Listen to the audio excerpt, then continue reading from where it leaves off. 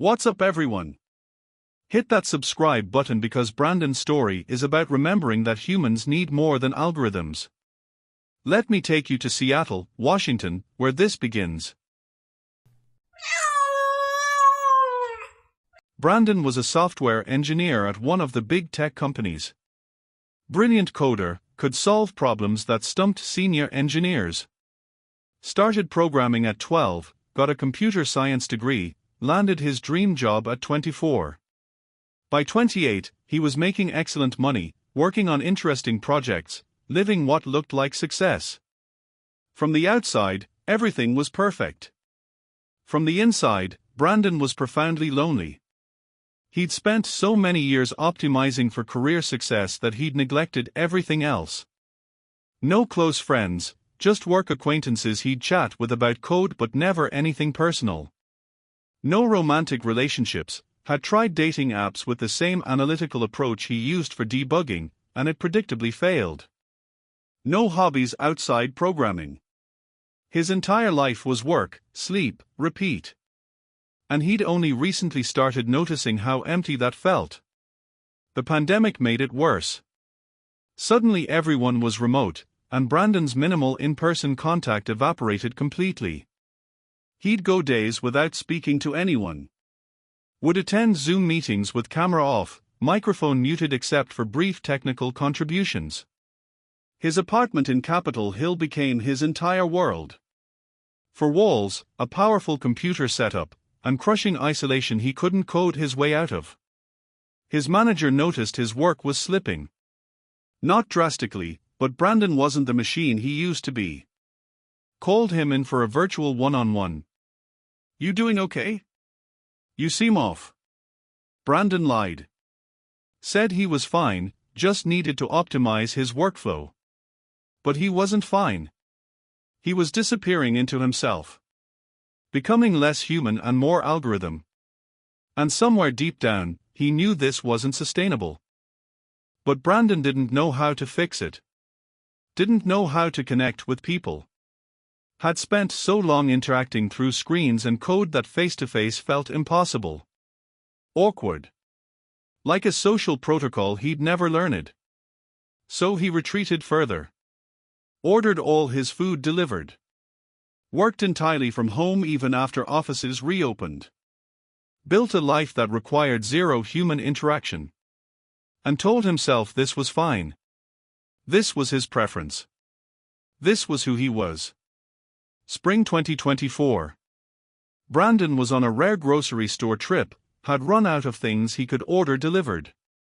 Was loading groceries into his car when he heard loud meowing. Looked around and found a cat trapped in a nearby dumpster enclosure. Someone had closed the gate with the cat inside. The cat was an adult, black with white paws, clearly domestic and confused about being trapped. Brandon could have kept walking.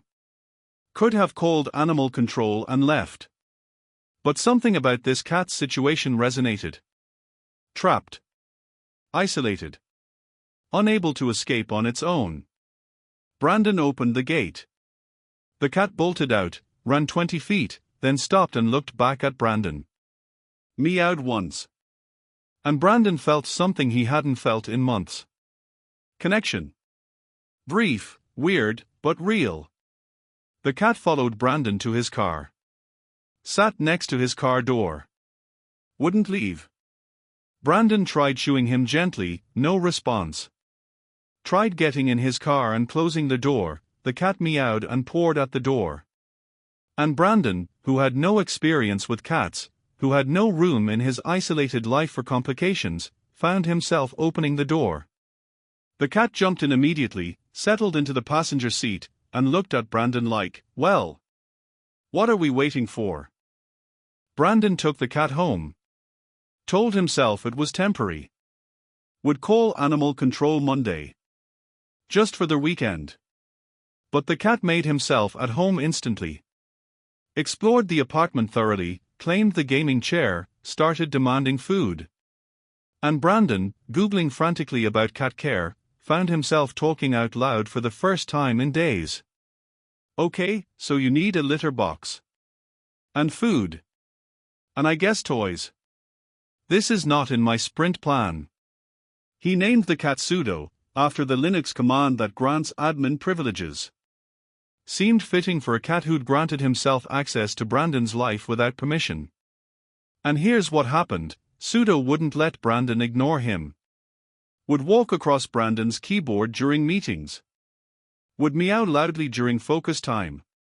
Would knock things off Brandon's desk until Brandon paid attention. Was basically a furry interruption machine that demanded engagement. At first, Brandon was frustrated. This cat was disrupting his workflow, his optimization, his carefully controlled environment. But gradually, he started noticing something.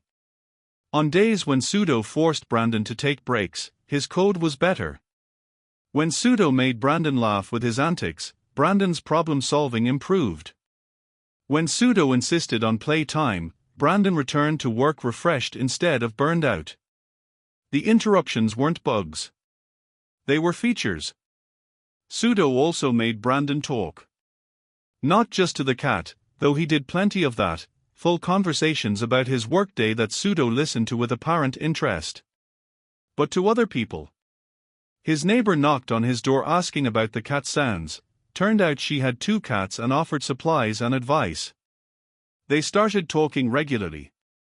Another neighbor saw Brandon and Sudo in the window, mentioned he was a programmer too. They started having coffee occasionally, talking about tech and cats in equal measure. Brandon started leaving his apartment more. Had to, because Sudo needed vet visits and food and supplies. Started going to a cat cafe when he needed to work outside his apartment. Sudo had taught him that cats made spaces feel less lonely. Started attending a local tech meetup because another programmer from his building invited him. And slowly, painfully, Brandon was building an actual social life. Small, manageable, but real. 6 months after getting Sudo, Brandon made a decision. He switched to a 4-day work week. Took a pay cut, didn't care.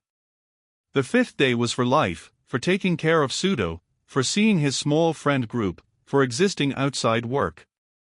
His manager was surprised but supportive. And Brandon's work quality actually improved. Turned out he was more productive working for engaged days than 5 half-present ones. Sudo had this routine. Every evening at 6 p.m., he'd sit on Brandon's laptop until Brandon closed it. Non-negotiable. Workday was done. Time for life. And Brandon, who used to work until midnight regularly, found himself keeping that boundary. Found himself actually having evenings. Actually living in his apartment instead of just working in it. About a year after getting Sudo, Brandon started dating someone he met at the cat cafe. She had a cat too, and their first date was basically just showing each other cat photos while having coffee. It was low pressure, comfortable, exactly what Brandon needed to practice connecting. The relationship progressed slowly. Brandon was still learning how to be with someone after years of isolation. But it progressed. And Sudo approved, which apparently was important. Brandon is 30 now.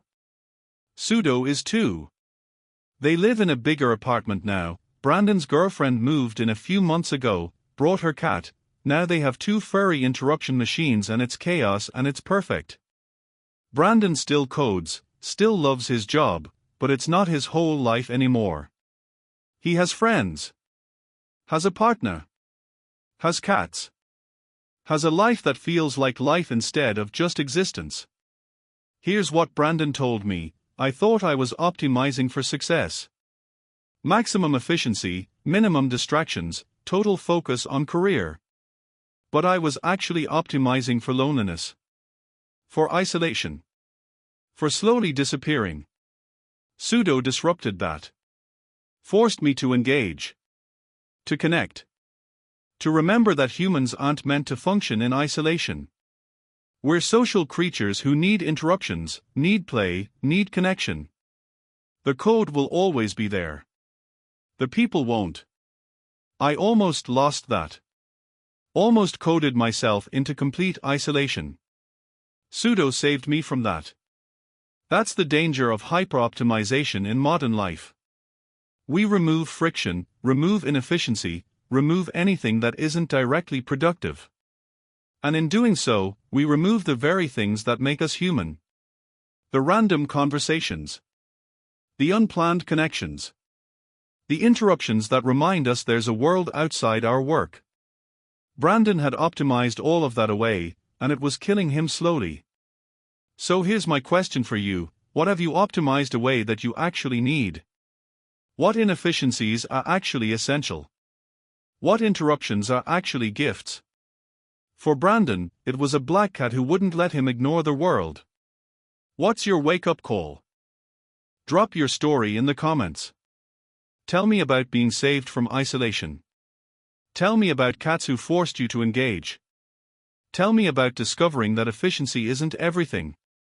Someone reading this is isolated right now, convinced they're fine alone, and they need to hear that they're not. That humans need connection. That interruptions are sometimes exactly what we need. Thanks for watching, everyone. Hit that like button if Brandon's story hit home, subscribe for more tales of cats disrupting perfectly optimized lives, and tonight, let yourself be interrupted. Let someone disrupt your flow. Let connection in. Your inner algorithm can handle it. Until next time, remember, the best parts of life are inefficient. Embrace that. Me for now.